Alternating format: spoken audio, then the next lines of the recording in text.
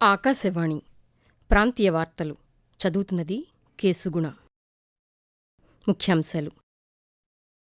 ఆంధ్రప్రదేశ్లోని చిత్తూరు జిల్లా కుప్పంలో ముఖ్యమంత్రి నారా చంద్రబాబు నాయుడు ఈ రోజు నుంచి 3 రోజుల పాటు పర్యటిస్తారు. తెలంగాణ వ్యాప్తంగా ప్రభుత్వ విద్యాసంస్థల ఉపాధ్యాయులు, సిబ్బందికి మధ్యాహ్న భోజనం అందించాలని రాష్ట్ర మంత్రివర్గం నిర్ణయించింది. ఆంధ్రప్రదేశ్లో ప్రతి 150 కిలోమీటర్ల పరిధిలో ఒక విమానాశ్రయం ఏర్పాటు చేయాలనే లక్ష్యంతో ప్రభుత్వం పనిచేస్తోందని మంత్రి బీసీ జనార్దన్ రెడ్డి తెలిపారు.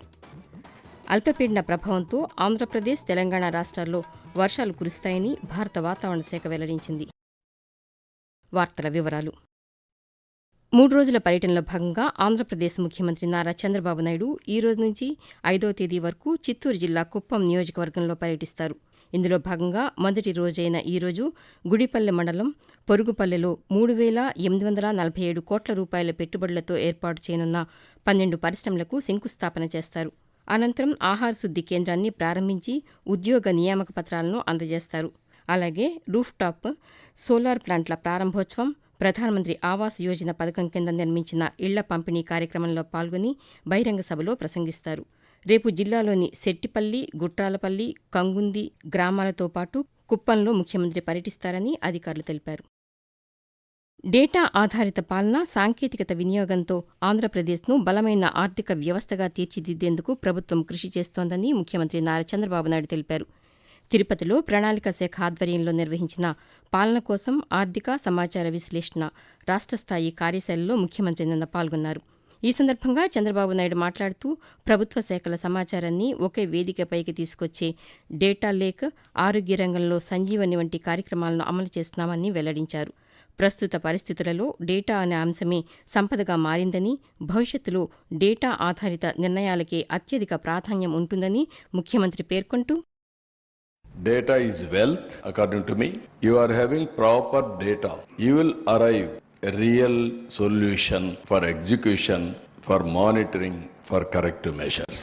There is no proper data. If you feed computer garbage, garbage will come. If you feed proper data, nothing like that on health or education, agriculture, everything. It is a big game changer. Telangana వ్యాప్తంగా ప్రభుత్వ పాఠశాలలు, junior కళాశాలల్లో విద్యార్థులతో పాటు ఉపాధ్యాయులు, సిబ్బందికి మధ్యాహ్న భోజనం అందించాలని రాష్ట్ర మంత్రివర్గం నిర్ణయించింది.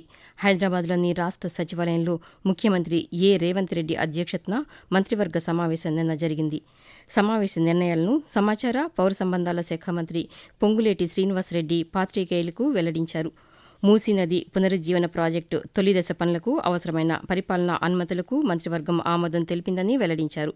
కొత్తగా అందుబాటులోకి రానున్న ఆసుపత్రులను నిమ్స్ తరహాలో అభివృద్ది చేసేందుకు మొత్తం 6,278 పోస్టుల మంజూరుకు కేబినెట్ ఆమోదం తెలిపిందని మంత్రి తెలియజేస్తూ, పేదవాడికి మంచి వైద్యం ఇవ్వాలని ఈ రాష్ట్ర ప్రభుత్వం ఏదైతే దృఢ సంకల్పంతో హెల్త్ సెక్టార్ ని మరింత స్ట్రెంథెన్ చేసే దాంట్లో భాగంగా టిమ్స్ సూపర్ స్పెషాలిటీ హాస్పిటల్ తో పాటు సనత్ నగర్, ఎల్బీ నగర్, అల్వాలలోని TIMS, Warangal super speciality hospitals already as early as possible complete చేస్తూ వాటిని రన్నింగ్ లోకి తీసుకురావడానికి 6,278 పోస్టులు, వివిధ కేటగిరీలకు సంబంధించిన పోస్టులను కూడా రాష్ట్ర కేబినెట్ ఆమోదించడం జరిగింది. ఆంధ్రప్రదేశ్లో విమానయాన రంగ అభివృద్దిపై కేంద్ర పౌర విమానయాన శాఖ మంత్రి కె రామ్మోహన్ నాయుడుతో రాష్ట్ర పెట్టుబడులు, మౌలిక సదుపాయాల శాఖ మంత్రి బీసీ జనార్దన్ రెడ్డి ఢిల్లీలో నిన్న సమావేశమయ్యారు. ఈ సందర్భంగా ఆంధ్రప్రదేశ్లో కొత్త విమానాశ్రయాలు, సీప్లేన్ ప్రాజెక్టులు, ప్రాంతీయ విమాన సర్వీసుల విస్తరణ వంటి అంశాలపై విస్తృతంగా చర్చించారు. ఈ సందర్భంగా మంత్రి బీసీ జనార్దన్ రెడ్డి మాట్లాడుతూ రాబోయే 20 ఏళ్ల అవసరాలను దృష్టిలో ఉంచుకుని విమానయాన మౌలిక సదుపాయాల అభివృద్దికి ప్రాధాన్యత ఇస్తున్నామని అన్నారు. రాష్ట్రంలోని ప్రతి 150 కిలోమీటర్ల పరిధిలో ఒక విమానాశ్రయం ఏర్పాటు చేయాలనే లక్ష్యంతో ప్రభుత్వం పనిచేస్తోందని తెలిపారు. ఆకాశవాణి ప్రాంతీయ వార్తలు వింటున్నారు. ఆంధ్రప్రదేశ్లో ప్రభుత్వ పాఠశాలల అభివృద్దికి ప్రాధాన్యత ఇస్తున్నామని పట్టణాభివృద్ది శాఖ మంత్రి పి. నారాయణ తెలిపారు. నెల్లూరులోని ఆర్ఎస్ఆర్ ప్రభుత్వ పాఠశాలను జిల్లా కలెక్టర్ హిమాంశు శుక్లాతో కలిసి సందర్శించిన మంత్రి ఉపాధ్యాయులతో నిన్న సమీక్ష నిర్వహించారు. ఈ సందర్భంగా ఆయన మాట్లాడుతూ దాతల సహకారంతో ప్రభుత్వ పాఠశాలలను ఆధునీకరిస్తున్నామని చెప్పారు. విద్యార్థులకు నాణ్యమైన విద్యతో పాటు ఉచితంగా స్టడీ మెటీరియల్ అందిస్తున్నామని అన్నారు. నెల్లూరులోని 15 ప్రభుత్వ పాఠశాలలను ఆధునీకరిస్తున్నామని మంత్రి వివరించారు. గ్రామీణ ప్రాంతాల్లో ఉపాధి కల్పనతో పాటు మౌలిక వసతుల అభివృద్ధికి వీబీజీ రామ్జీ పథకం దోహదపడుతుందని ఆంధ్రప్రదేశ్ సూక్ష్మ, చిన్న, మధ్యతరహా పరిశ్రమల శాఖ మంత్రి కొండపల్లి శ్రీనివాస్ తెలిపారు. విజయనగరంలోని కలెక్టర్ కార్యాలయంలో వీబీజీ రామ్జీ పథకం అవగాహన సంచికను పార్లమెంటు సభ్యులు కలిశెట్టి అప్పలనాయుడుతో కలిసి నిన్న ఆవిష్కరించారు. అనంతరం మంత్రి కొండపల్లి శ్రీనివాస్ మాట్లాడుతూ గ్రామీణ ప్రాంతాల్లో నీటి వనరుల సంరక్షణ, మెరుగైన మౌలిక సదుపాయాల కల్పనకు ఈ పథకం ఉపయోగపడుతుందని తెలిపారు. తెలంగాణలోని ఏజెన్సీ ప్రాంతాల అభివృద్ధికి ప్రత్యేక చర్యలు తీసుకోవాలని కోరుతూ ఆదివాసీ, గిరిజన శాసనసభ్యులు ముఖ్యమంత్రి రేవంత్ రెడ్డికి వినతిపత్రం అందజేశారు.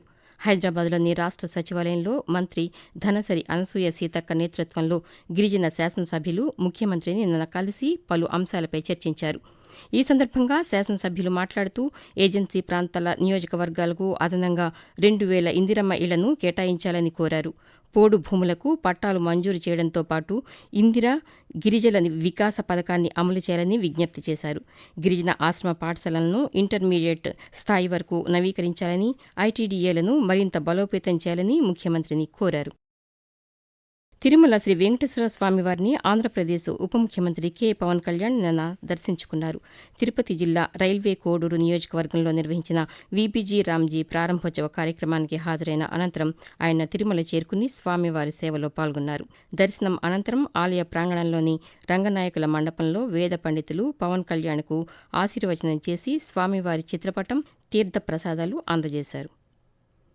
ప్రముఖ తెలుగు చలనచిత్ర నటులు ఎస్వి రంగారావు జయంతి రోజు 1918 జూలై 3వ తేదీన ఆయన అప్పటి కృష్ణా జిల్లా నూజివీడులో జన్మించారు. ఆయన పూర్తి పేరు సామర్ల వెంకట రంగారావు. తెలుగు, తమిళ, కన్నడ, హిందీ భాషల్లో 300కు పైగా చలనచిత్రాల్లో నటించిన ఆయన రావణుడు, హిరణ్యకశిపుడు, ఘటోత్కచుడు, కంసుడు లాంటి ప్రతినాయక పాత్రల్లోనే కాక అనేక సహాయ పాత్రల్లో తనదైన ముద్ర వేశారు. నర్తనశాల చిత్రంలో ఆయన నటనకు భారత రాష్ట్రపతి పురస్కారమే కాక జకార్తాలో జరిగిన ఆఫ్రో ఏషియన్ చలనచిత్రోత్సవ పురస్కారం కూడా లభించింది. 1974 జూలై 18వ తేదీన ఆయన తుదిశ్వాస విడిచారు. వాతావరణం. వాయువ్య బంగాళాఖాతంలో ఏర్పడిన అల్పపీడన ప్రభావంతో ఆంధ్రప్రదేశ్లోని ఉత్తరాంధ్ర జిల్లాలలో రానున్న 3 రోజుల పాటు ఓ మోస్తరు నుంచి భారీ వర్షాలు కురిసే అవకాశముందని విశాఖపట్నం వాతావరణ కేంద్రం తెలిపింది. ఈ నేపథ్యంలో ఆయా జిల్లాలకు ఎల్లో అలర్ట్ జారీ చేశామని విశాఖపట్నం వాతావరణ కేంద్రం డైరెక్టర్ పిఎల్ఎన్ మూర్తి తెలియజేస్తూ, ఉత్తర కోస్తా జిల్లాల్లో ఈ రోజు, రేపు తేలికపాటి నుంచి మోస్తారు వర్షాలు విజయనగరం, శ్రీకాకుళం, పార్వతీపురం, అల్లూరు సీతారామరాజు జిల్లాల్లో నమోదయ్యే అవకాశం ఉంది. భారీ వర్షాలు 1-2 చోట్ల కురిసే అవకాశం ఉంది. విశాఖపట్నం మరియు అనకాపల్లి జిల్లాల్లో కూడా కురిసే అవకాశం ఉంది. దక్షిణ కోస్తా ఆంధ్రప్రదేశ్కి వస్తే తేలికపాటి నుంచి మోస్తారు వర్షాలు కొన్ని చోట్ల కురిసే అవకాశం ఉంది. అల్పపీడన ప్రభావంతో తెలంగాణలోని పలు జిల్లాల్లో రానున్న 3 రోజుల పాటు ఓ మోస్తరు నుంచి భారీ వర్షాలు కురుస్తాయని హైదరాబాద్ వాతావరణ కేంద్రం తెలిపింది. ప్రాంతీయ వార్తలు ముగించే ముందు ముఖ్యాంశాలు మరొకసారి. ఆంధ్రప్రదేశ్లోని చిత్తూరు జిల్లా కుప్పంలో ముఖ్యమంత్రి నారా చంద్రబాబు నాయుడు ఈ రోజు నుంచి 3 రోజుల పాటు పర్యటిస్తారు. తెలంగాణ వ్యాప్తంగా ప్రభుత్వ విద్యాసంస్థల ఉపాధ్యాయులు, సిబ్బందికి మధ్యాహ్న భోజనం అందించాలని రాష్ట్ర మంత్రివర్గం నిర్ణయించింది. ఆంధ్రప్రదేశ్లో ప్రతి 150 కిలోమీటర్ల పరిధిలో ఒక విమానాశ్రయం ఏర్పాటు చేయాలనే లక్ష్యంతో ప్రభుత్వం పనిచేస్తోందని మంత్రి బీసీ జనార్దన్ రెడ్డి తెలిపారు. అల్పపీడన ప్రభావంతో ఆంధ్రప్రదేశ్, తెలంగాణ రాష్ట్రాల్లో వర్షాలు కురుస్తాయని భారత వాతావరణ శాఖ వెల్లడించింది. ఆకాశవాణి ప్రాంతీయ వార్తలు ఇంతటితో సమాప్తం.